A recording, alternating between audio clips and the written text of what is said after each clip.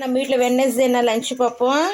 சுட சுட white rice, சுட சுட ஆவி பறக்கிற ரசம், பச்சைப்பயிர் வேக வச்சுருக்கேன், வேர்க்கடலை வேக வச்சது, பிஸ்தா, டேட்ஸ், பாதாம், இது எங்கள் பூனைக்குட்டிக்கு குழைய சாதம், பிஸ்கெட், பூஸ்ட், ஃபில்டர் காஃபி போட போகிறேன், பாஸ்தா செஞ்சு வச்சுருக்கேன், ஃபில்டர் காஃபி, வெண்டைக்காய் பொரியல், முட்டை.